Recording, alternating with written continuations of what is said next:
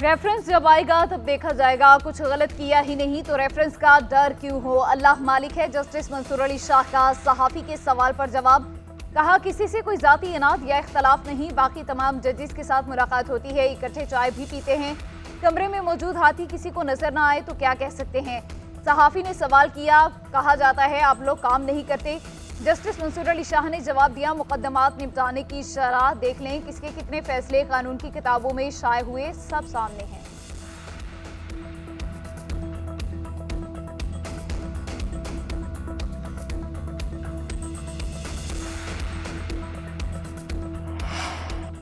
हुकूमत का जजेस के खिलाफ रेफरेंस भेजने का कोई इरादा नहीं, सेनेटर इरफान सिद्दीकी ने भी बता दिया। कहते हैं सियासतदान तो वॉकआउट और बायकॉट करते हैं, लेकिन जज साहबान का वॉकआउट या बायकॉट करना कभी नहीं देखा। सबको पता है वो कौन से दो जज साहबान हैं जिनके खिलाफ रेफरेंस लाने की बात की गई है। जजेस में तकसीम कोई नई बात नहीं और कोई अच्छी बात भी नहीं है। अदालतें, सूबे और इंतजामिया काम कर रही है, मुल्क के इशारे बेहतर हो रहे हैं। सियासी अदम इस्तेहकाम ने क्या बिगाड़ लिया।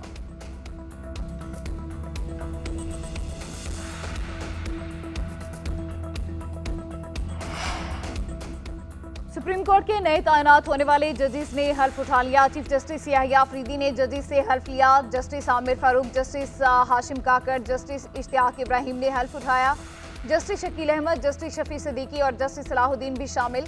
जस्टिस मियां गुल हसन औरंगजेब ने भी कायम मुकाम सुप्रीम कोर्ट जज का हल्फ उठाया। Justice Sarfaraz Dogar Islamabad high court के कायम मुकाम चीफ जस्टिस बन गए।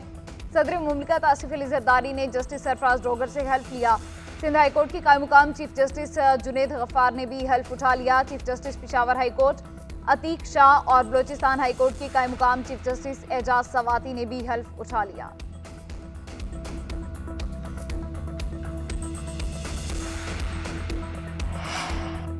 सीनियोरिटी के मामले पर सियासत नहीं इंसाफ होता है। आपने तबादले किए, जजेस को मुतनाज़िर बना दिया, लोग उन पर उंगलियां उठाने लगे हैं। सेनेटर अली जफर का ऐवान में खिताब, बोले इस्लामाबाद हाई कोर्ट जजेस की सीनियोरिटी के मसले में सियासत की बू आ रही है। लाहौर हाई कोर्ट के जूनियर जज इस्लामाबाद हाई कोर्ट में सीनियर हो गए। 26वीं आईनी तरमीम में खामियां हैं। IMF को हक नहीं पहुंचता कि वह अदालती मामलात में जाए। मौजूदा हुकूमत ने अदालती खुद मुख्तारी को साख को नुकसान पहुंचाया है, लोगों से आईनी हक छीने जा रहे हैं। पीके एक्ट के नाम से एक बम फेंका गया, अगर कोई इख्तलाफ करेगा तो उसे जेलों में भेजा जाए। पीके की बुनियाद रखकर आप नफरतों के सौदे कर रहे हैं।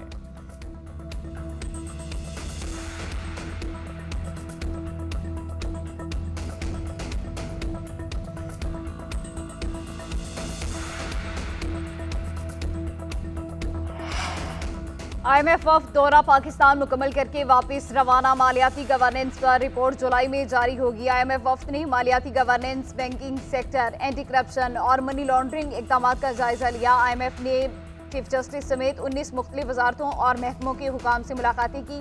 कानून की हुक्मरानी और दहशत गर्दी की माली मामलत रोकने से मुतालिक निज़ाम पर भी बातचीत की गई।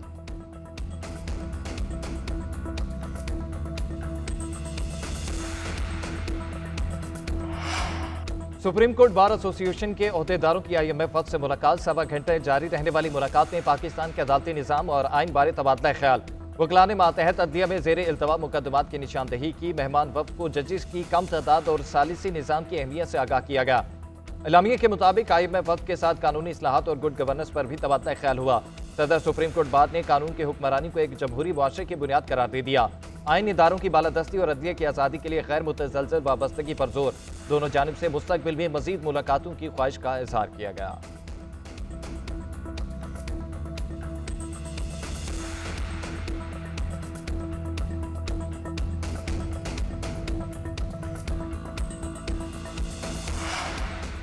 वज़ीर-ए-आज़म शहबाज शरीफ से अक़वाम मुत्तहिदा के रेजिडेंट कोऑर्डिनेटर की मुलाकात, पायदार तरक्की और मौसमियाती तब्दीली के शोबों में ताउन को मज़ीद मजबूत बनाने पर जोर। शहबाज शरीफ का माहौलियाती तब्दीलियों से निपटने के लिए पाकिस्तान के मजबूत सियासी अज़्म का यादा, कहा उम्मीद है तरक्की याफ्ता ममालिक अपने वादे पूरे करेंगे। वज़ीर-ए-आज़म शहबाज शरीफ से IFC के मैनेजिंग डायरेक्टर और एग्जीक्यूटिव नायब सदर की मुलाकात, पाकिस्तान में IFC के जारी और मुमकिना और मुतवक्की इक़दामात पर तबादला ख्याल किया गया।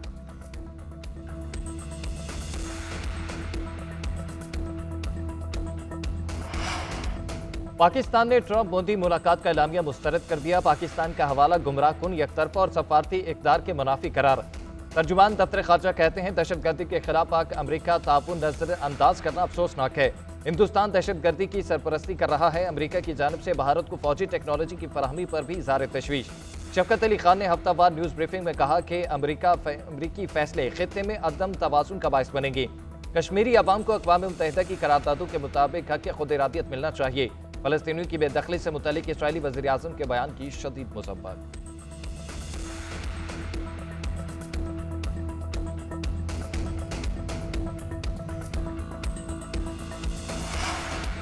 अपोजिशन के ग्रैंड अलायंस के लिए राब्ते जारी। मौलाना फजलुर रहमान से तहरीक तहफ़्फ़ुज़ आइन के सरबराह महमूद खान अजज़ई की मुलाकात। सियासी सूरत हाल और मुल्क के हालात पर तफसीली तबादला ख्याल किया गया। दोनों रहनुमाओं ने अपोजिशन जमातों की मीटिंग्स में तय पाए गए अमूर पर भी मुशावरत की।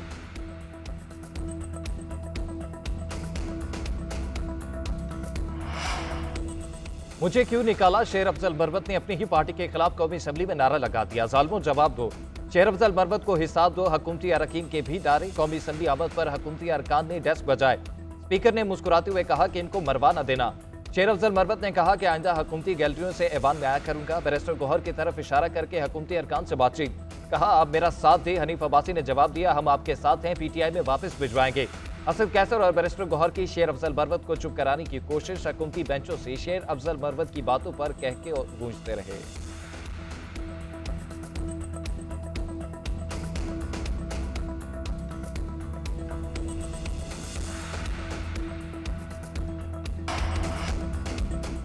उम्मीद है आर्मी चीफ बानी PTI के खत पर बॉल पास नहीं करेंगे। मुल्क की बेहतरी के लिए इकदाम होने चाहिए। बैरिस्टर गौहर पार्टी में डिसिप्लिन के लिए पुरज़्म कहते हैं। जिन अरकान असेंबली को शोकॉज मिले उनके खिलाफ कार्रवाई होगी।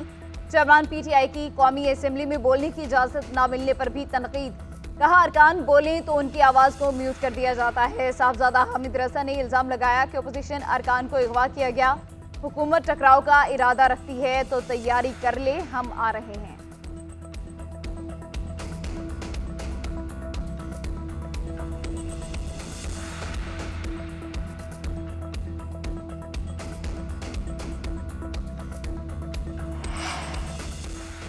बानी PTI पूरी रियासत के खिलाफ खड़े हैं। जिस चीज़ के लिए इस मुल्क की बुनियाद रखी गई थी वो पूरा नहीं हुआ। मैं बानी से मिला और बताया कि जो बीमारियां हैं उन्हीं को बीमारी ही नहीं समझता।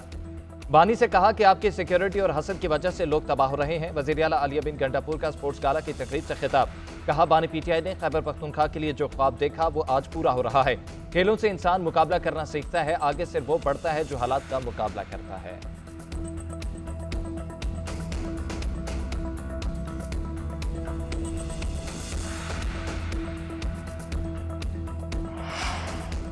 बलूचिस्तान के अमन पर दहशतगर्दों का एक और बुज़दिलाना वार। जिला हरनाइन में मजदूरों की गाड़ी के करीब धमाका। 11 कारकुन जाम भाग, 5 जख्मी। तमाम का ताल्लुक खैबर पख्तूनख्वा के इलाके सवात से है। गाड़ी में सवार मेहनत कुश कान पर काम के लिए जा रहे थे। इब्तदाई तहकीकात के मुताबिक सड़क किनारे धमाका खेज मवाद नस्ब किया गया था। सदर, वज़ीर आज़म और वज़ीर दाखिला मोहसिन नकवी की मजम्मत। आसिफ अली जरदारी का दहशतगर्दी के मुकम्मल खात्मे तक कोशिशें जारी रखने का आज़म। मासूमों को नुकसान पहुंचाने वाले सख्त कीमत अदा करेंगे। शहबाज शरीफ का दो टोक पैगाम।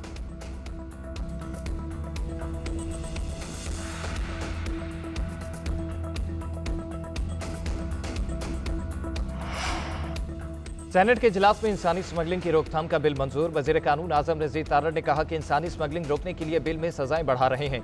कश्ती डूबने के हादसात हुए, हमारा इमेज खराब हुआ। अंडर एज गर्ल्स की स्मगलिंग बड़ा संगीन मसला है।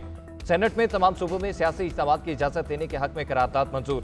करारदाद में कहा गया कि तमाम जमातों को आईनी हक है के मुताबिक इज्तिमात की इजाजत है। हुकूमत आइन और कानून के मुताबिक सियासी जमातों को सियासी इज्तिमात की इजाजत दे। बैरिस्टर अली जफर ने सहाफ़ियों के तहफ़्फ़ुज़ से मुतल्लिक बिल पर कायमा कमेटी इत्तलात की रिपोर्ट ऐवान में पेश की। कहा यह बिल सहाफ़ियों के तहफ़्फ़ुज़ का है, जल्द मंजूर किया जाए।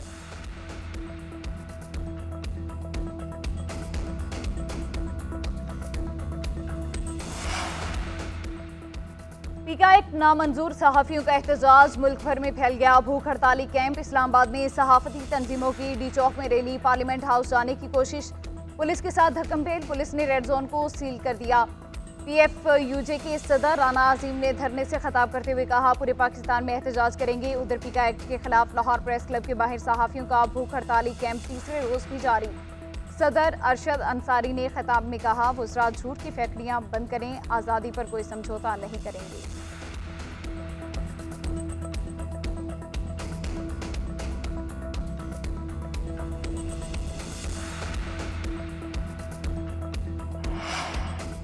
मुस्तफ़ा को अरमगान ने लड़की की वजह से कत्ल किया। कराची में नौजवान के कत्ल केस में नए इंकशाफात। गिरफ्तार मुलजिम शहराज ने दौरान तफ्तीश सब उगल दिया।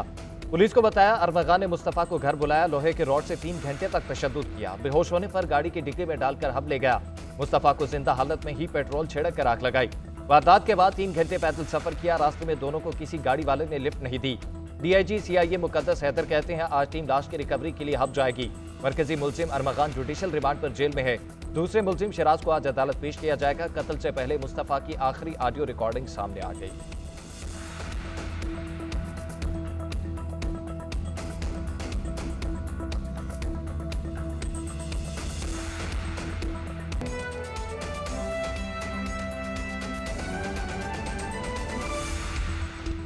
अस्सलाम वालेकुम, आप देख रहे हैं GNN और मैं हूं नुमान खान और मैं हूं सिद्रा अफजल।